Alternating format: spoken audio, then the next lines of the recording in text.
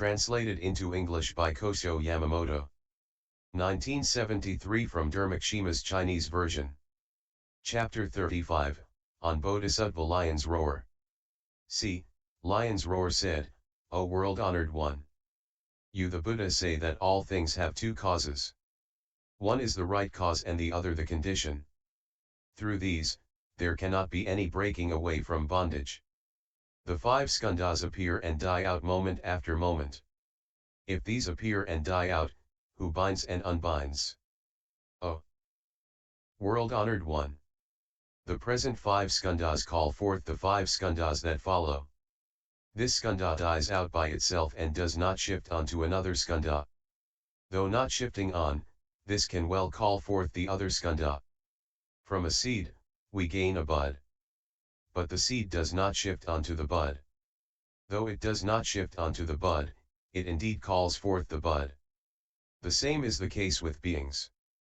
How do we undo bondage? O good man!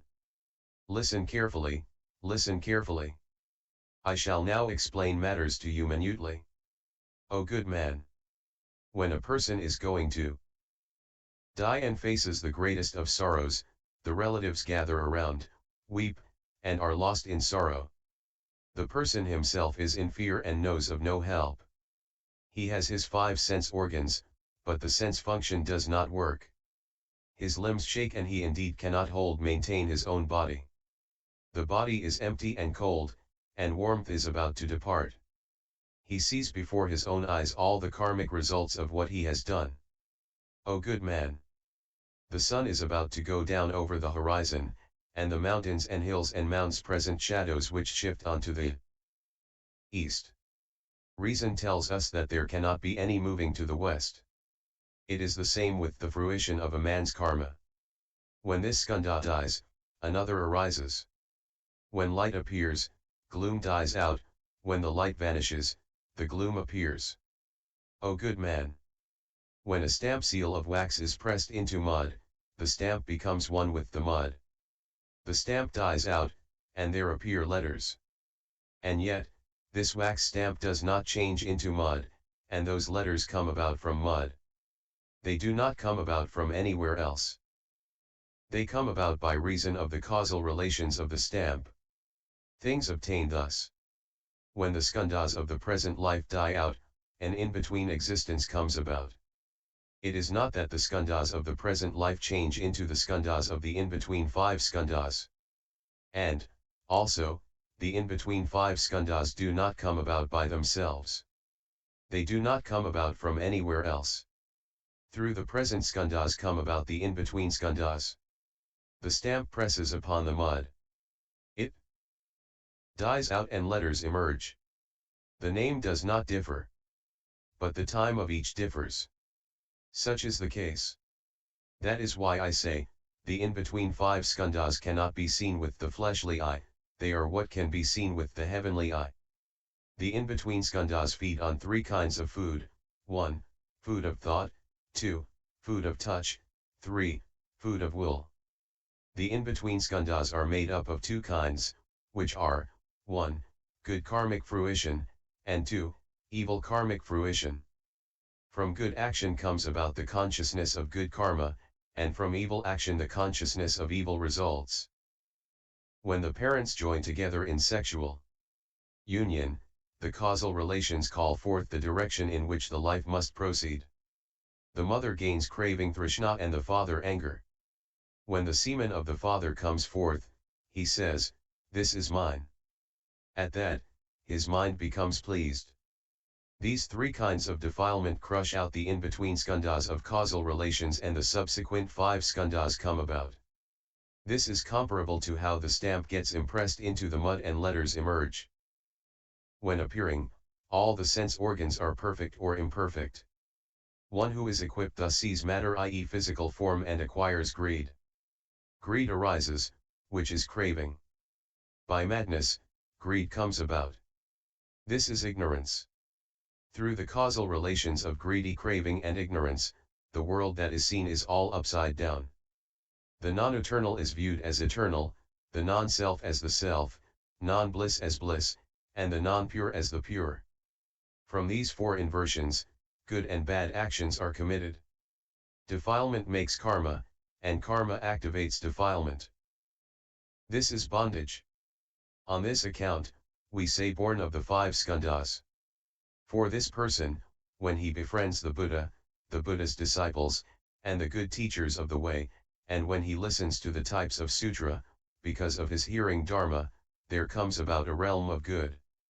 When he sees the realm of good, he gains great wisdom. Great wisdom is right seeing. When he gains such seeing, he repents of the life of birth and death. In consequence of this regret, no joy arises regarding samsara, birth and death. When he gains no joy, he truly destroys the greedy mind. When he destroys the greedy mind, he practices well the Noble Eightfold Path. When he practices the Noble Eightfold Path, he emerges from birth and death. When there is no birth and death, he gains emancipation. When fire does not meet with fuel, this is extinction. When there is no more birth and death, we say that we cross over extinction. This is the extinction of the five skandhas. Lion's Roar said, "There is no thorn in the void." How can we speak of extracting? None chains the skandhas. How can there be any binding? The Buddha said, "O good man, the chain of defilement binds the five skandhas.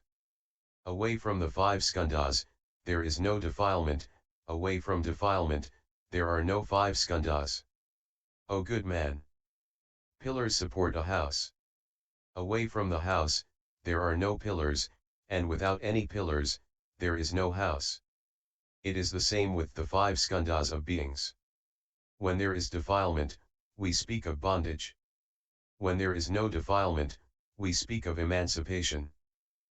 O good man, the fist contains the palm. The three items of bondage, meeting and dispersion, birth and death, are not different things. The same is the case with the five skandhas of beings. When there is defilement, we have bondage. When we have no defilement, there is emancipation. O good man, we say that body and mind namarupa chains beings.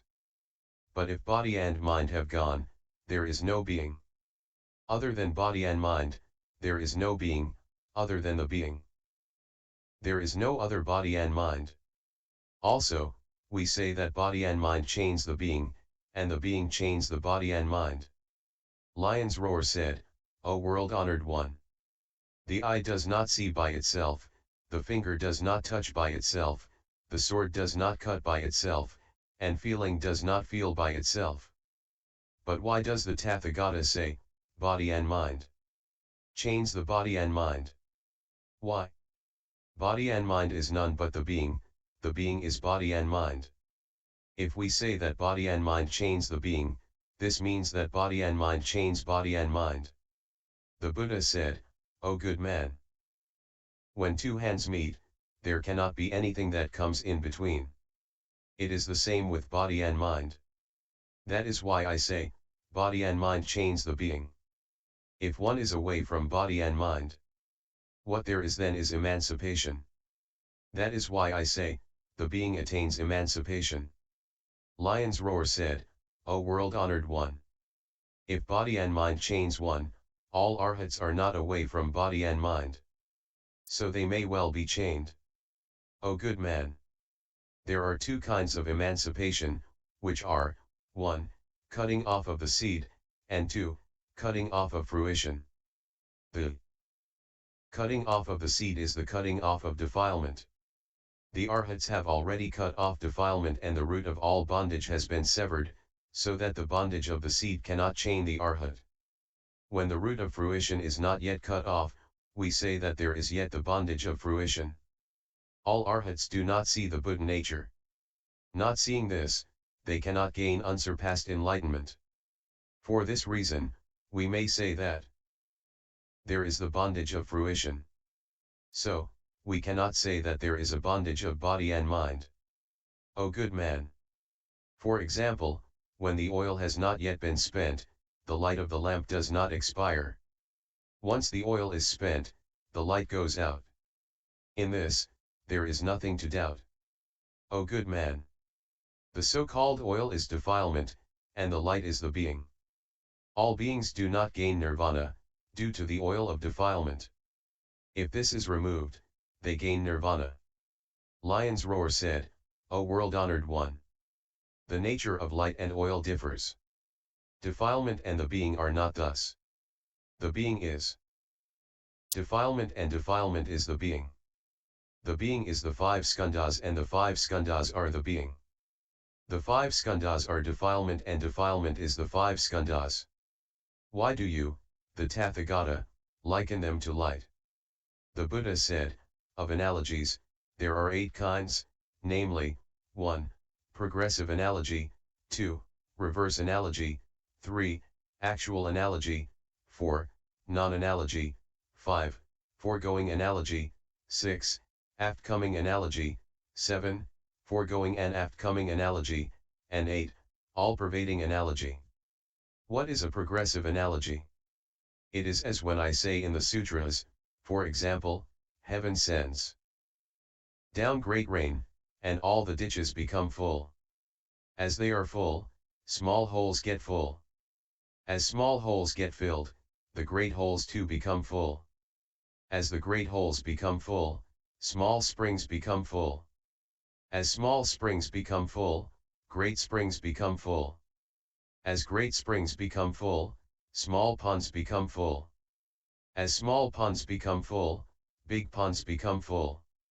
When big ponds are full, small rivers become full. When small rivers become full, big rivers become full. When big rivers become full, the great seas become full. The same is the case with the reign of Dharma of the Tathagata. The silas moral behavior of beings become full, i.e. perfect. As the silas are full, the non-repenting mind becomes full.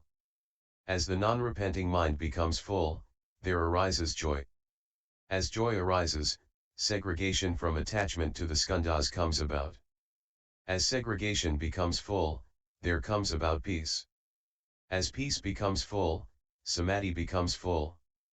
As samadhi becomes full, right seeing and knowing becomes full. As right seeing and knowing becomes full, renunciation becomes full. As renunciation becomes full, the reproach, i.e. aversion to worldly life, becomes full. As reproaching becomes full, emancipation becomes full. As emancipation becomes full, nirvana becomes full. This is a progressive analogy. What is a reverse analogy? Originally there was a great sea. This was a big river. The big river was originally a small river. There was a small river, which was a big pond. There was a big pond originally, which was a small pond. There was a small pond originally, which was a big spring. There was a big spring originally, which was a small spring. There was a small spring, which was a big hole. There was a big hole originally, which was a small hole. There was a small hole originally, which was a ditch. There was a ditch originally, which was great rain. There was nirvana originally, which was emancipation. There was originally emancipation, which was reproach. There was reproach originally, which was renunciation. There was renunciation originally, which was right seeing and knowing. There was right seeing and knowing originally, which was samadhi. There was samadhi originally, which was peace. There was peace originally, which was segregation. There was segregation originally, which was the mind of joy. There was joy originally, which was non-regret. There was non-regret originally, which was the upholding of the precepts. There was upholding of the precepts originally, which was the reign of Dharma. This is an analogy in reverse order. What is an actual analogy? It is as when I say in the sutras that the mind of a being is like that of a monkey. The nature of a monkey is to throw things away and pick things up. The nature of a being is the same. It clings to color, sound, smell, touch, and taste, and there is not a moment when it is at rest. This is an actual analogy. What is a non-analogy? It is as when I said to praise an ajit, O great king. There are intimate friends come from the four quarters, who say, O great king.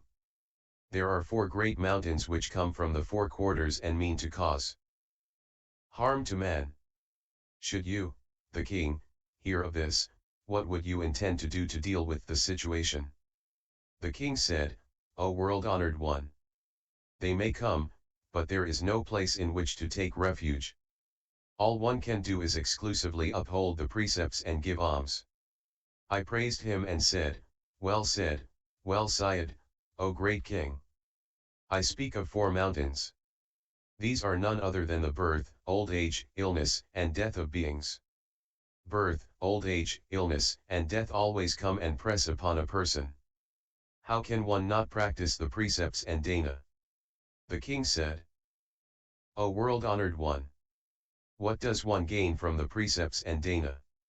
I said, one gains pleasure in the life of humans and heaven. The king said, O world-honored one.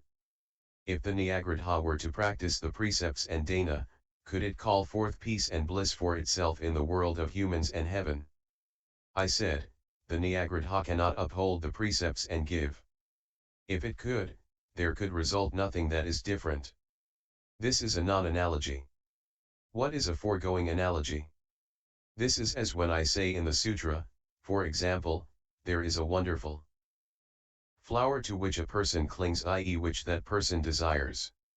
Intending to take hold of it, he is taken by the water, i.e. falls into the river. The same is the case with the being. He clings to the five desires and flounders in the river of birth, old age, and death. This is a foregoing analogy. What is an aft-coming analogy? It is as is given in the Dharmakshema, do not belittle any small evil and say that no ill comes about therefrom. Small is a drop of water, yet it fills a big vessel. This is an aft-coming parable. What is a fore and aft analogy? This is as in the case of a plantain tree, which, when it bears fruit, does. It is the same with the ignorant, who but receives support. It is as in the case of a mule, which, when it bears a child, cannot live long. What is an all-pervading analogy? This is as when I state in the sutra, in Trayastrimsa heaven, there is a tree called Parijata, whose roots go down into the earth 5 yojanas deep and whose height is as great as yojanas. Its branches and leaves spread out as far as yojanas. When the leaves ripen, they become yellow, and all the gods, on seeing this, are gladdened. These leaves, before long, fall off. When the leaves fall, there comes about joy. This branch changes color, and joy arises. This branch, before long, gains pimples. Seeing this, joy again comes about. This pimple again calls forth a bill. Having seen this, joy arises again.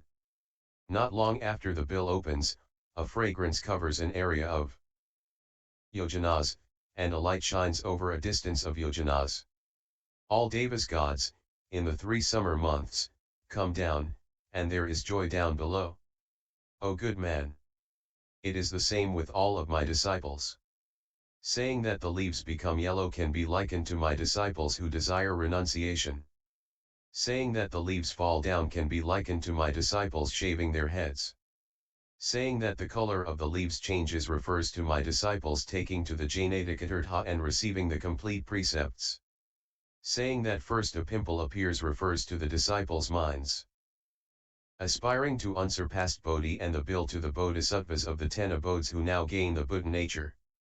Saying that it opens refers to the Bodhisattvas attaining of unsurpassed Bodhi. Fragrance refers to the innumerable beings of the 10 directions upholding the precepts. Light is likened to the Buddha's name filling the 10 directions unhindered. The 3 summer months are comparable to the 3 samadhis.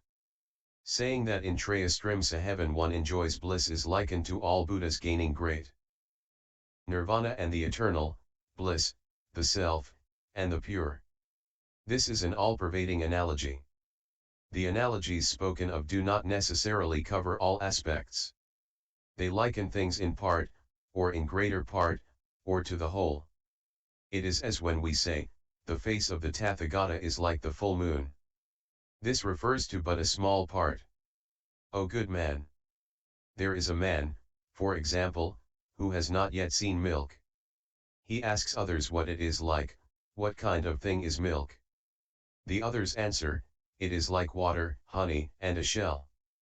The water represents moisture, the honey sweetness, and the shell color. We may employ these three analogies and yet we may not be able to arrive at an accurate idea of what milk is. O good man! I may use the analogy of light. But the case will be thus. O good man! There cannot be any river apart from water. The same is the case with beings. Apart from the 5 skandhas, there can be no other separate being. O good man!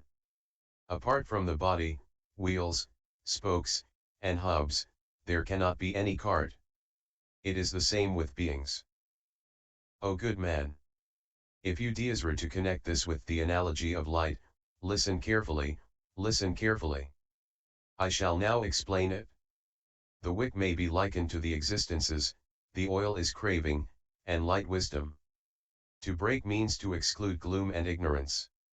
Softness is likened to the holy way. When the oil is used up, the brightness of the light dies out. The same is the case here. When the craving of the being ends, there comes about the Buddha nature. There can be body and mind, but this cannot bind one. Living amidst the existences, there is no defilement from any existence. Lion's Roar said, O world-honored one! The 5 skandhas of the being are empty and there is no means of possessing. Who is there that receives the teaching and practices the way? The Buddha said, O good man! All beings have the remembering mind, the wisdom mind, the aspiring mind, the effort-making mind, the believing mind, and the meditating mind. All such, moment after moment, are born and die away. And yet, similarity and continuation go on. Hence, we speak of practicing the way. Lion's Roar said, O world-honored one! All such die away moment after moment. All such extinctions that come about moment after moment also resemble one another and continue. How is one able to practice the way? The Buddha said, O good man! The light of the lamp dies out moment after moment. Yet, there is the light which dispels the gloom. It is the same with all such resemblings. O good man! The food a being eats dies away moment after moment, but hunger is satisfied. The case is the same. A good medicine dies away moment after moment. And yet it does indeed cure illness. The light of the sun and moon dies away moment after moment, and yet it truly enables the trees and plants of the forest to grow. O good man! You say, a person dies moment after moment. How can there be any growing up? But as the mind is not cut off, there is growing. O good man! A man recites. The letters words read cannot happen in a moment. What came first cannot extend to the middle, and what was read in the middle cannot go to the end. The man, the letters and the mental image die out moment after moment, and practicing long we come to know. O good man! For example, with a goldsmith, from the day when he begins to learn his art up to those of his hoary old age, one moment is followed by another moment, and what has preceded is what follows after. But by repeated practice, what comes about is wonderful. Due to this, the person is praised and is called the best goldsmith. It is the same with reading the sutras. O good man! For example, let us take the case of a seed. The earth does not teach it and say, put forth buds. But by the law of nature, buds come about. And then the flower, too, does not teach and say, now, bear fruit. But fruit comes about as it should by the law of nature. It is the same with the practice of the way. O good man! For example, in counting, 1 is not 2, and 2 is not 3. Moment after moment, one shifts onto the other. Yet, this goes up to 1,000 and to 10,000. Thus does the practice of the way by beings proceed. O good man! The light of a lamp dies moment after moment. When the first light dies out, it does not say to the flame that follows, I am going now. You now appear and dispel the gloom. The case is thus. O good man! When a calf is born, it seeks milk. None teaches it this wisdom of seeking milk. A moment is followed by a moment, but the first hunger leads to satisfaction with the food that follows. Hence, know that one cannot be the same as others. If the same, no difference can come about. The same applies to the practice of the way by a being. By one action, one may not gain the end. But by long practice, one does away with all defilements. Lion's Roar said, just as the Buddha says that when a person of the Srotapanna stage, i.e. a person who has entered the stream of Dharma and will be reborn a maximum of only further times gains the fruition of the practice of the way, even though born in evil lands, he upholds the precepts, does not kill, steal, seek after lust, practice double tongue, or drink alcohol, the skandhas of the Srotapanna die out here and do not gain the evil lands. The same applies to the practice of the way. It does not lead to evil lands. Why can the person not get born in the pure land, if the same? If the skandhas of the evil land are not those of the Srotapanna, how can it be that evil actions cannot come about? The Buddha said, O good man! A person of the Srotapanna stage may get born into evil lands, and yet he will not lose his attainment of Srotapannahood. The skandhas are not the same. That is why I take up the analogy of the calf. A person of the Srotapanna stage, though born in an evil land, because of the power of his practice of the way, does not perform evil. O good man! For example, in Gandhamadana, there was a lion king, and all the birds and beasts left the mountain. None of them came near. Once, this king went into the Himalayas, and there, too, he saw that none was living there. That is how things stand with the Srotapanna. Though not practicing the way, because of the power of the way, he does not perform evil. For example, a man takes amrita ambrosia of immortality, and the amrita dies out. But the force of its remaining power causes the person to gain birthlessness and deathlessness. O good man! In Mount Sumeru, there is a wonderful medicine called Longali. If one partakes of it, even though the effect of the medicine dies out moment after moment, one, due to the power of this medicine, will not encounter any harm. O good man! No one approaches where a Chakravartin lives, not even in his absence. Why not? Because of the power of this king. It is the same with the person of the Srotapanna stage. He may be born in an evil land and may not be practicing the way, but because of the power of the way, he does not do any evil. The skandhas of the Srotapanna may be dead, and different skandhas may be present, and yet no skandha of the Srotapanna is lost. O good man! Beings, because of what emerges from the fruit, do a good many things to the seed. They provide dung and irrigation. Although the fruit has not yet been gained and the seed is now dead, we nevertheless can say that we gain the fruit from the seed. It is the same with the skandhas of the Srotapanna. O good man! For example, there is a man who is rich and has great wealth. He has only one son, who has already died. This son has a son, who is now abroad. This man, of a sudden, dies. The grandson, on hearing of this, comes back and takes over the property. It is not yet known where the wealth is. But there is no one who obstructs or protects the occupation. Why not? Because the stock is one. The case is the same with the skandhas of the Srotapanna. Bodhisattva Lion's Roar said, O world-honored one! You, the Buddha, said in a Gatha. If a bhiksu monk practices the way of the moral precepts, samadhi, and wisdom, know that this is befriending unretrogressive and great nirvana. O world-honored one! How am I to practice the precepts, samadhi, and wisdom? The Buddha said, O good man, there is a man who upholds the prohibitions and precepts, but does so for the happiness that he can gain for his own self and for humans and gods, and not to save all beings, not for guarding unsurpassed wonderful Dharma, but for profit and out of fear of the three unfortunate realms, for life, lust, power, safety, oratory, out of fear of state laws, evil fame, for fear of dirty names, and for worldly works. Such guarding and upholding of the precepts cannot be called practicing the precepts. O good man! What is true upholding of Sila? When one upholds Sila, the object must be to pass beings to the other shore, to protect wonderful Dharma, to save the unsaved, to enlighten the unenlightened, to enable those who have not yet taken refuge to take it, to enable those who have not yet attained nirvana to attain it.